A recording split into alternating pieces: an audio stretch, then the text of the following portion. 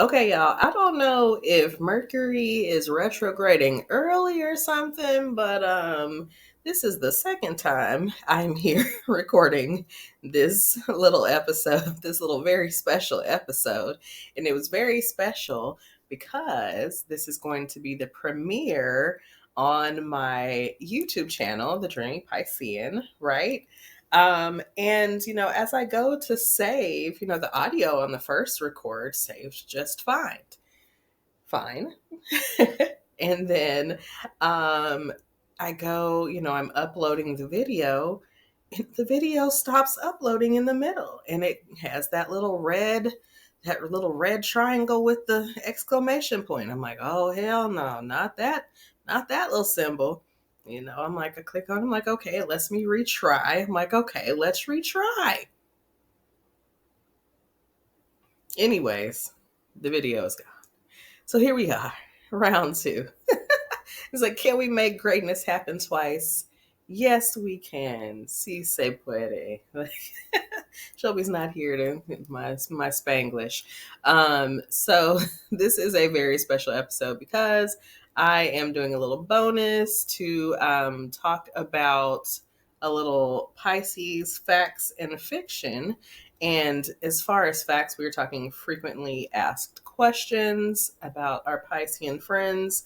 And I am tying this in with my new course, Love and Astrology, that is now available in my Etsy shop. It is a self-paced course, and it is $99. It is 2 hours of content. We're getting into learning your how to analyze your compatibility with others as far as your synastry and composites, the things to look out for, things to know.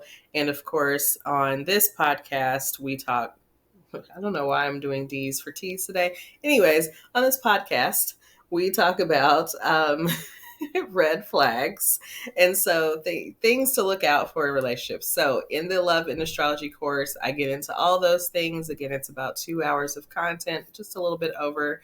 And we get into the things. So this is a little special to talk about love and astrology and Pisces, of course, because it's Pisces season. So how could I not jump on here and give you a little Pisces content?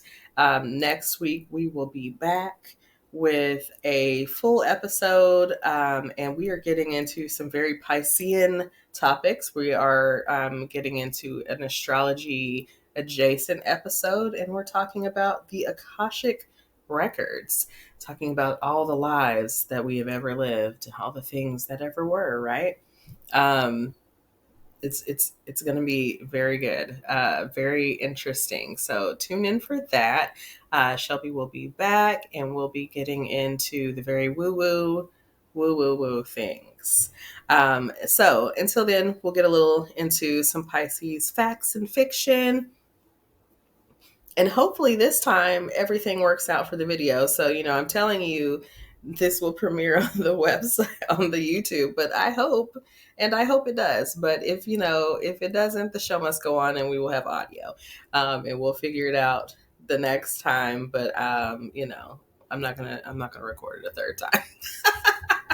So anyways, I hope you all are enjoying this, this full moon in Virgo. I will tell you that the other night, on the first night of the full moon, or maybe the fullest of the full, the moon woke me up out of my sleep. I mean, like, I thought it was morning. I'm like in a stretch, like we're about to get up and start the day, like, and I'm awakened to like what I'm looking at currently.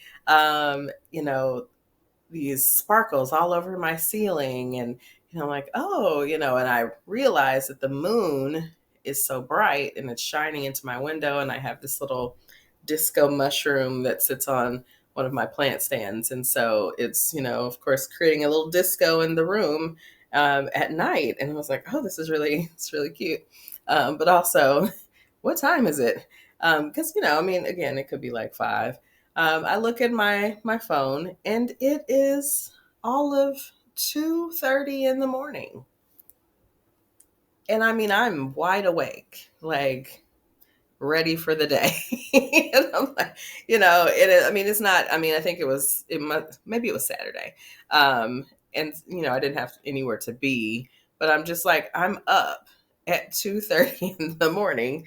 And I don't need to be. And so, now, a lot of the spiritual folk will tell you, that 2 to 3 o'clock in the morning, like if you get awakened at those times, it's something to pay attention to, right? So a lot of people will tell you to pray or to journal or, engage, spiritually, basically, with yourself, reflect. Um, but yeah, I mean, a full moon will do that also. A full moon will just wake you up in the middle of the night, um, and you're just like, hey, okay. Um, so I was awake. And so I did go back to sleep that morning, but, it was interesting. I did have a look at the moon and we had our little connection time. Um, but it just woke me up right out of my sleep. So, it's Pisces season. That's why we have a Virgo full moon. Maybe I was meant to see that Virgo moon. So something interesting I read, on the podcast, that I hang out in the Reddit streets sometimes and, just like to dip and dabble in there. And so I was reading something, I don't remember, it was astrology related, but I don't remember how we were talking about Pisces. But, I got a little Pisces lore there. And I read that the lifetime you live as a Pisces is your last lifetime or incarnation on this earth. And, I was like, I got to remember to tell Shelby that too. But it was kind of a mixture of feelings that I felt when I read that. Like, it was kind of eerie, but also kind of a relief. You're like, ooh, yeah. Uh, things are getting kind of crazy over here.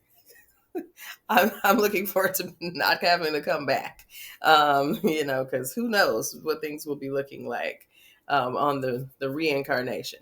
So, but also it's kind of like, I don't know, it's eerie now. Of course, in some belief systems, there is only one lifetime here. So there's no I don't know, there's no emotion about that. But I think a lot of people, again, have emotion about the end of life on this earth. It's just, it's just kind of weird to think about, I guess. So anyways, just something interesting to think about, the lifetime you live as a Pisces. So, you guys that are earlier in the zodiac, ooh, that's the more scary thought is like, so if that's true, then your Aries placement, is that your first placement on this earth? Is that your first incarnation on this earth? Because wow.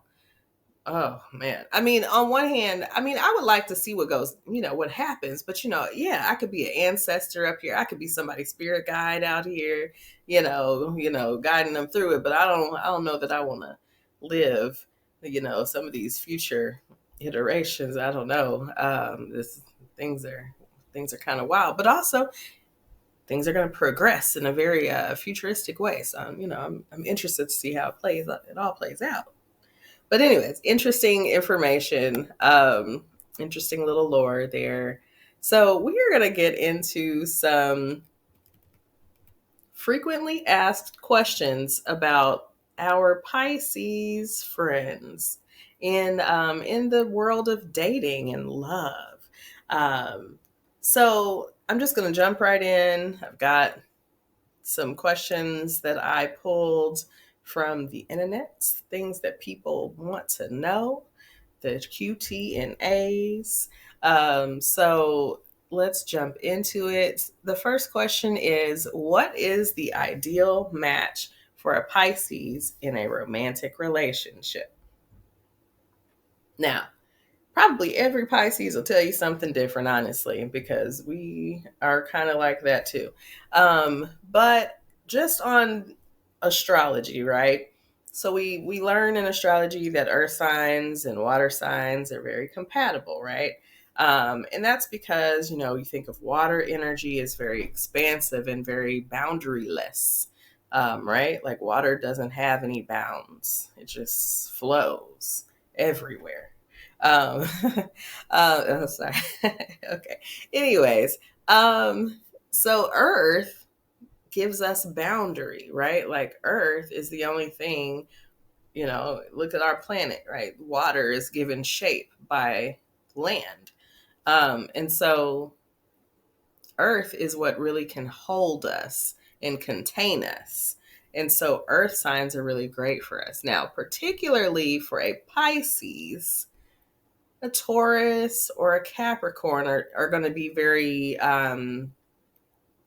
well suited, very a lot of times more easy flowing energy. Now, if you're like me and you have this Virgo thing going, that opposite energy is a lot of, very intense energy, right? And some of us are attracted to intensity. Um, and so um, that energy, if you're into that, that is there as well. The earth sign of Virgo is also available there. But the more kind of calm, calm, compatible energies are going to be your Taurus and your Capricorn. Or think about this again, it doesn't necessarily have to present as someone's sun sign. But someone who has a strong earth energy in general is going to be good for a Pisces. Because again, we're going to need someone who can really just hold all of this and contain all of this, because there's a lot. And once we really open up, which is something we'll talk about down the line here, but once we finally open up, there is probably going to be much to be contained. So we want to find out that you can handle all of this. Okay, so next question. How do Pisces handle breakups and heartbreaks? Ooh, well, not well. Now again, this is a Pisces, right? Like this is like where we excel actually. Like, we are going to do the sadness, okay? We are going to perform the things all the hard, like we're going through it feelings, like that's where we shine. We can do this well. So, Pisces are going to be wallowing in the sadness. We've got the playlist ready. I mean, we've curated it for all the depth of crying that we need to do, and the feeling that we need to do, to feel this and mourn this properly. We're probably ignoring our phone. We're not engaging with social media. We might have deleted it, probably not. I don't know. That's kind of more of an Aquarius thing to do. But hey, if they've got Aquarius placements, they might delete their social media or something. Like, you're going missing. You know what I mean? Like, people got to check on, they say check on your strong friend. I'm like, check on your Pisces friend. If they're going through a breakup, they're probably acting like it's fine, but like they're at home, just they're wallowing, okay? And sometimes you can't be, hanging out in that level of depression, right? So we really do have to make sure we have a good self-care practice. So that is, a tip for Pisces. Also, as we grow and as we evolve and as we mature, finding, that strong self-care practice, and learning how to really reach out for help before it gets bad. That's one of the things that I have read, that people are very frustrated about Pisces, that we do not ask for help until things are like so bad, that they're almost unrecoverable. So I'm like, that felt relatable to me. So heard for all of us, I guess, like, okay, I thought that was a personal thing, but maybe it's an energy. That is part of the Pisces energy. So anyways, how do we handle breakups? Not great. I mean, we're just, again, we're wallowing in it. So check on your Pisces friend because they're likely somewhere in a hole. Or sometimes we lean towards that Aries side and we might be in the streets. That does happen as well. So, it's one or the other. And it might be both. So again, just check on your Pisces friend. Your good earth sign friend, check in with them. Someone with some good earth energy, like talk some sense into them, take them to something healthy. Go do something healthy and healing, right? Not the streets. The streets are not healing. They're fun, not healing. So let's see. What is the next question? How important is emotional connection for a Pisces in a romantic relationship? Well, I mean, we can't have anything without it, right? Like we have got to be able to connect to your emotions. Now, here's the thing about Pisces. We often want people to open up to us and we're very compassionate. We get into the things and like all of a sudden you're their therapist, but we sometimes are a lot more closed than we even think we are emotionally. So part of that is like when the Pisces, when you have connected to the point where the Pisces is opening up to you, like that's kind of when like, oh, okay, we're here. Because we'll kind of hold back a little bit. I think it's more of a mechanism of we're trying to make sure that this person can really, again, hold all of what we have um, have going on. Because, we've probably been told throughout our life that we are a lot, right? We got a lot going on. We just kind of different, whatever. So like, you might just want to make sure that the person can handle all of this. So um, yeah, we absolutely want an emotional connection.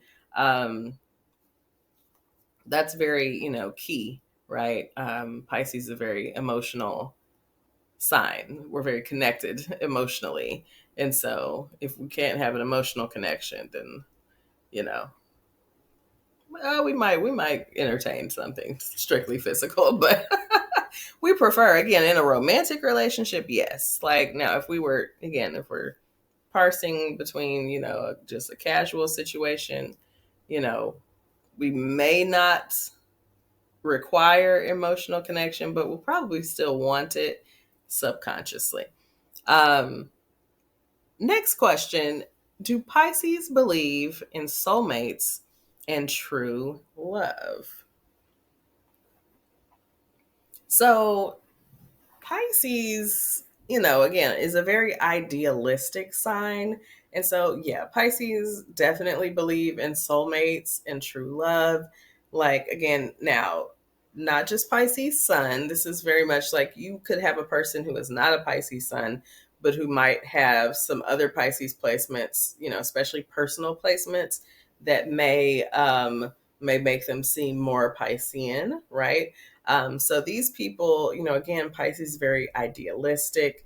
And so we're very much, inclined towards the ideal of like this one true love and this one person who's going to be just perfect for you. And, they're just going to be the perfect complement. And like when you meet them, like things are just going to like make sense or whatever. You know what I mean? Like that's a very Piscean, like just run off with this ideal of what this one love is going to be like, this true love. It's also very Libra thing as well.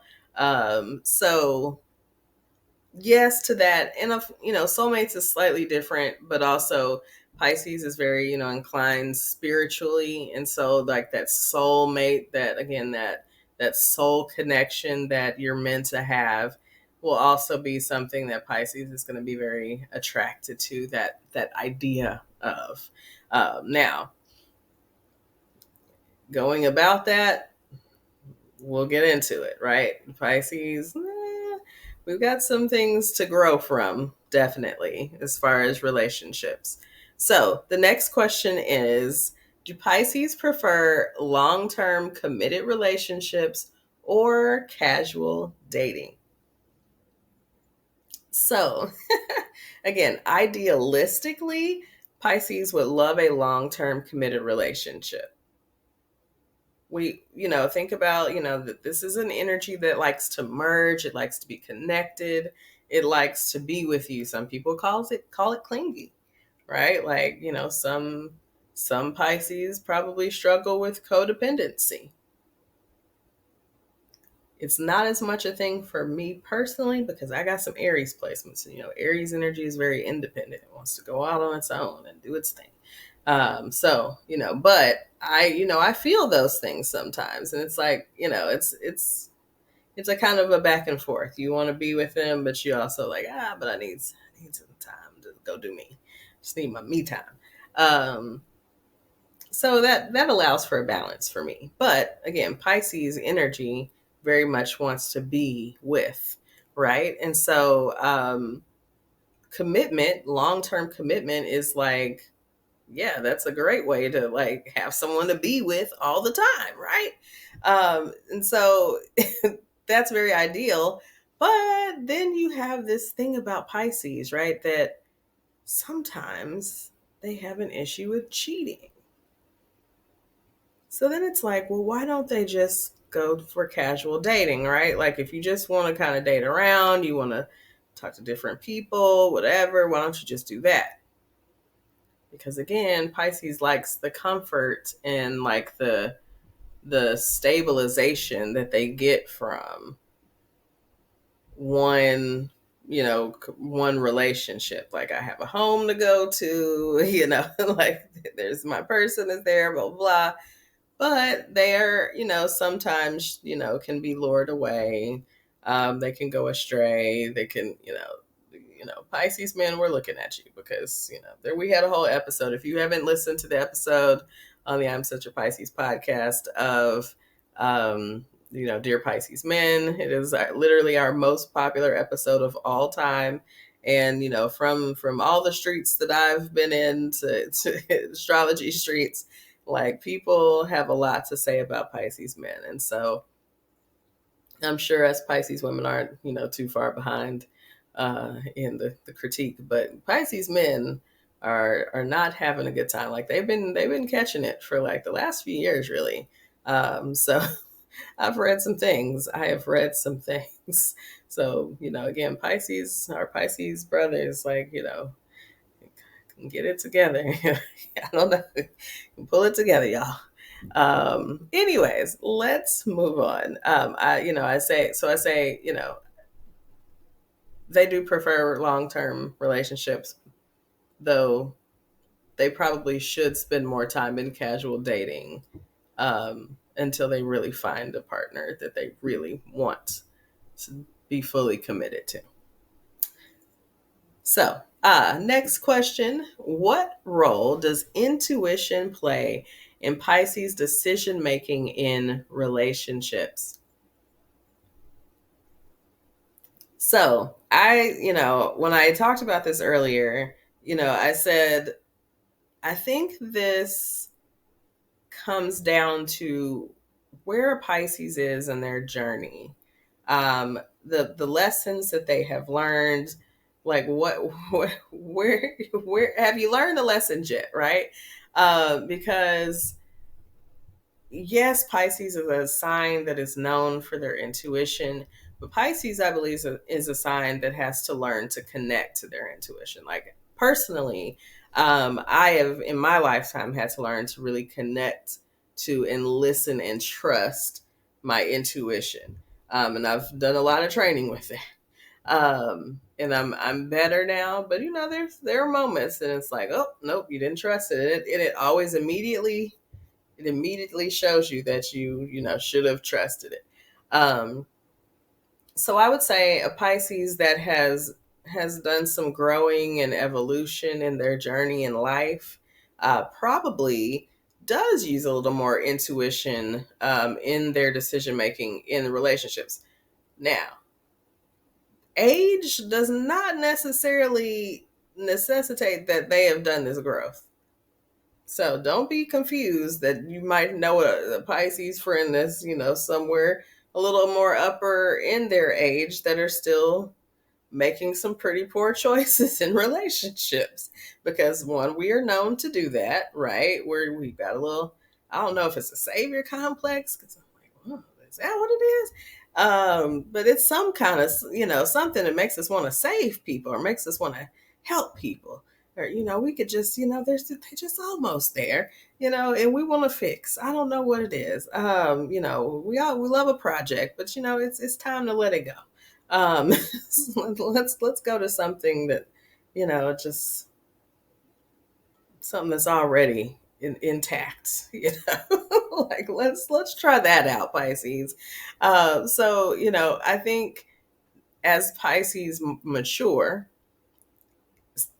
in their wisdom, in their emotionality, like as well as their age, um, I think that they probably will use more intuition because they've had to learn some hard lessons, likely.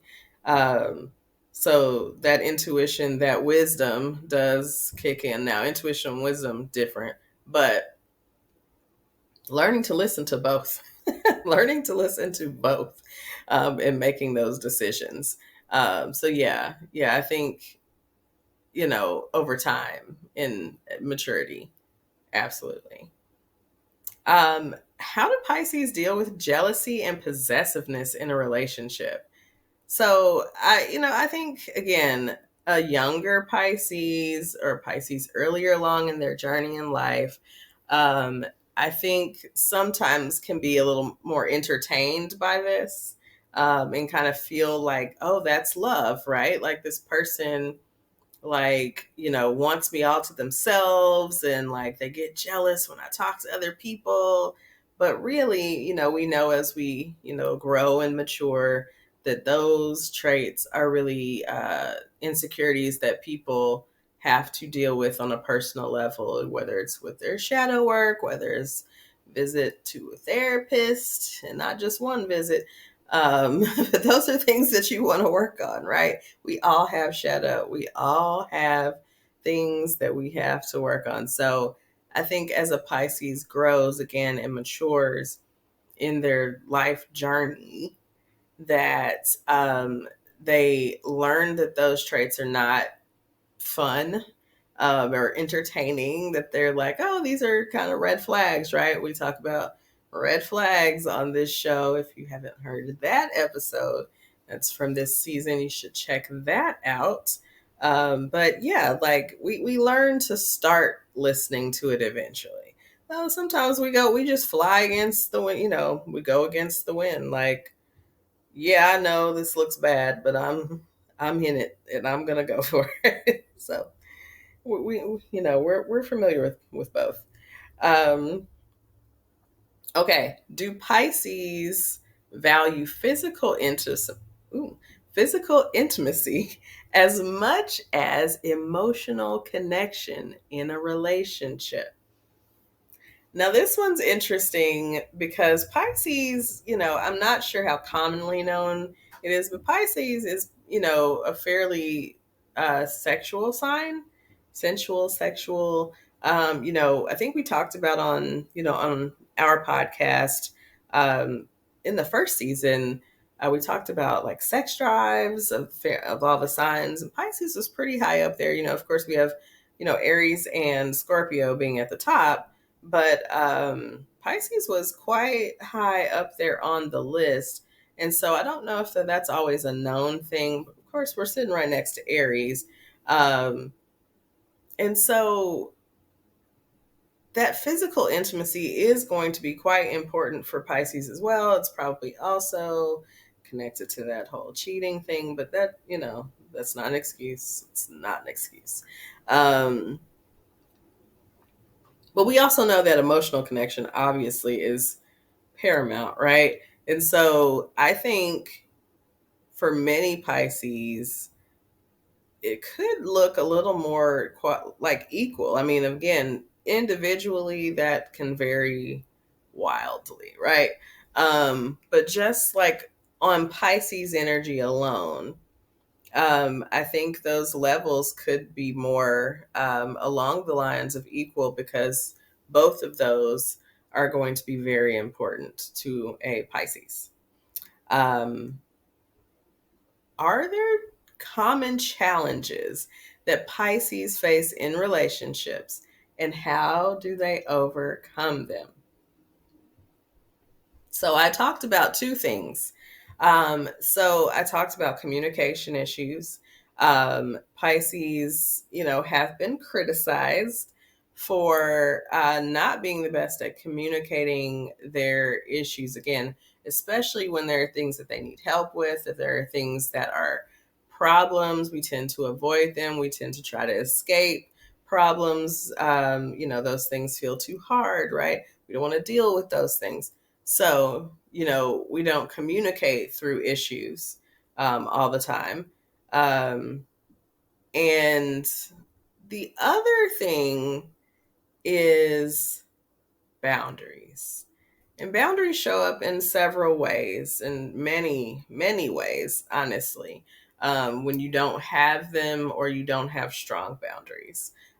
So those boundaries can show up in your financial life, which is a very one of those pillars of relationships, right? Those boundary issues can show up again in communication. Those boundary issues can show up in so many places that can really be very critical to your relationship. So it's important to kind of see those things when you are in your dating phases, right? Like, especially if you're dating with the intention of, moving forward with a partner, into marriage and like lifetime partnership. You're wanting to, look at those things pretty, eyes open, right? So just seeing that, and again, it doesn't mean that throw the whole person away, right? But they might have some growing to do. They're just not there yet. But you definitely want to, have some boundaries, right? And we have to learn those. That's a thing that Pisces definitely. That's one of those lessons in this lifetime as a Pisces, that we learn those boundaries.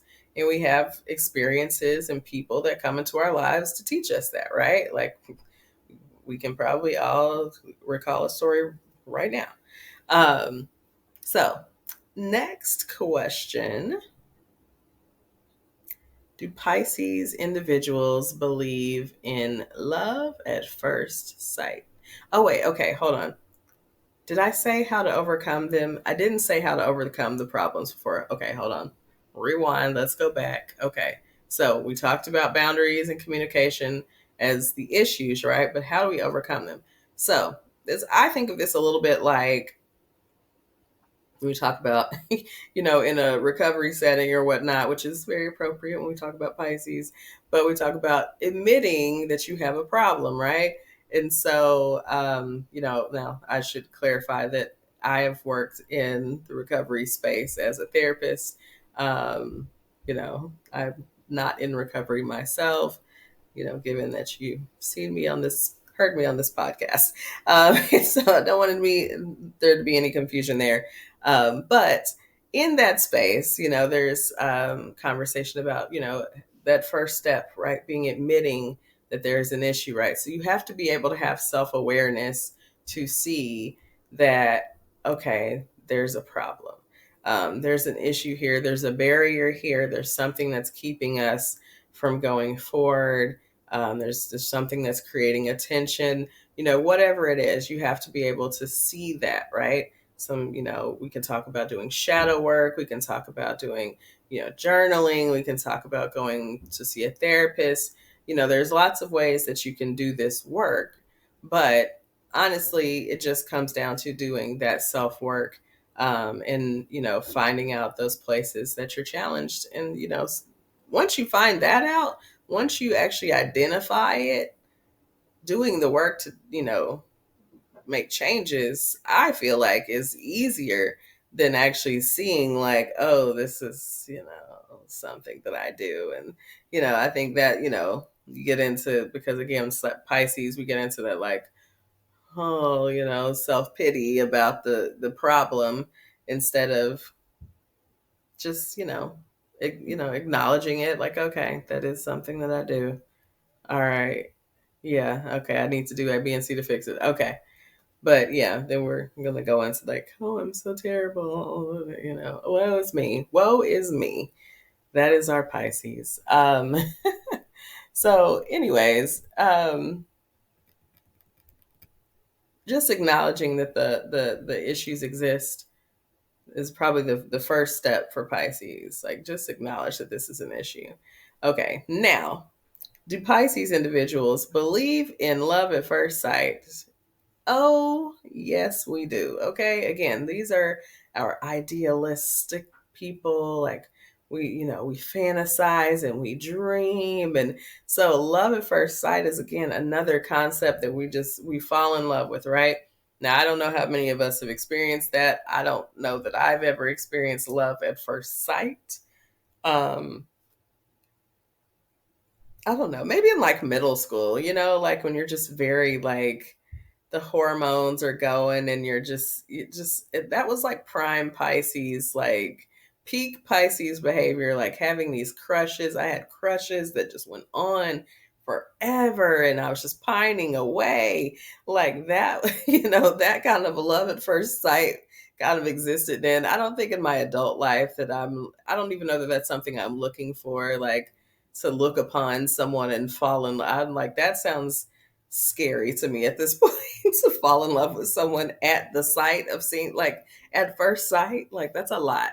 That's a lot. Like, I feel like now I need to get to know you a little bit. I need to spend some time with you, just a little time. So, but that, again, it's very Piscean to really engage with those kind of ideas. Okay, we got two more questions left, and we're gonna see if this actually, record if the video actually saves this time. But either way, you'll hear this on the podcast. So next question, do Pisces have a tendency to idealize their partners in relationships? Absolutely, right? Pisces, um, again, they idealize everything, right? So like their partner, that's why we are always with somebody and everyone else around us is like, this person sucks. And the Pisces is like, oh, but no, but they're so great at this, or they're so wonderful in these ways. And Pisces has all these reasons and they know the bad stuff, but they're like, but look at these, very minimal redeeming qualities.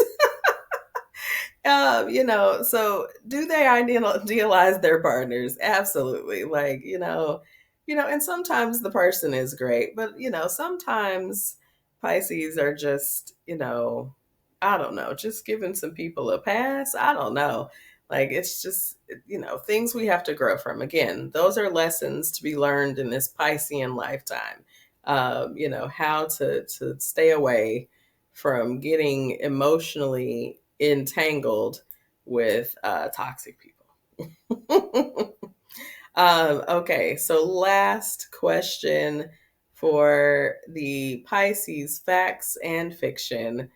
How can someone best support and understand a Pisces partner in a romantic relationship? So, Pisces really thrive on, affirmation and encouragement and, support, right? Like really supporting their dreams. They're very idealistic, but like support them in ways that they can make these things a reality, right? Support them in ways that they can ground these ideals and these dreams and the things that they want out of life into reality. That's a great way to support and understand a Pisces partner, because understanding them means to know that they don't always know how to make that thing real, right? Because they live very much in this ethereal, this like spiritual, like just this very ideal world and realm. Like they live in this space up here. And if you're watching, the video, you can actually see me. They live up in this little space, this auric space, all up in there, right? In the spirit space. And so they don't always know how to bring all of that into the very real world, into this earthly plane.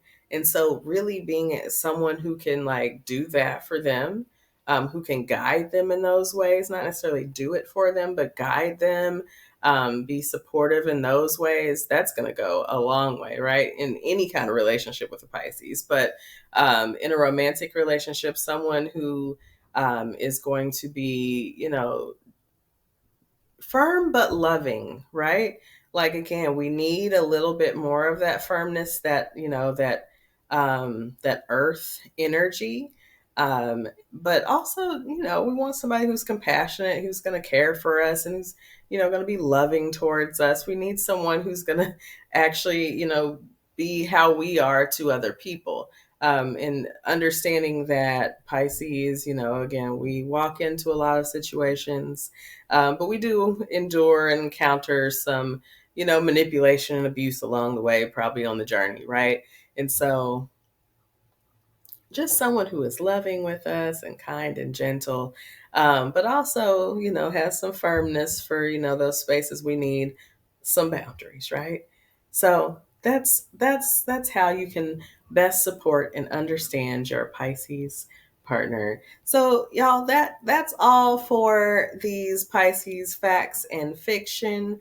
So again, next week we will be back, Shelby and I, here on the I'm Such Pisces podcast with another episode. And we are again jumping into the Akashic records, getting very woo woo woo for this Pisces season. So look out for that. And you can catch this podcast, the video version, if it uploads, y'all. You can catch it on the Dreamy Piscean YouTube channel. That is the Dreamy, Dreamy, Piscean, Piscean. And that is at YouTube. Again, you can get to all of those things from my social media, whether it's Instagram, TikTok, maybe even maybe Facebook. I'm not sure, but definitely those two. You can get to the link in my bio, and you can get to all the things. But definitely check that out, and check out the new Love and Astrology course. Again, that is in my Etsy shop, and that is, you can get to that through the link in my bio, or you can look up the Dreamy Piscean on Etsy.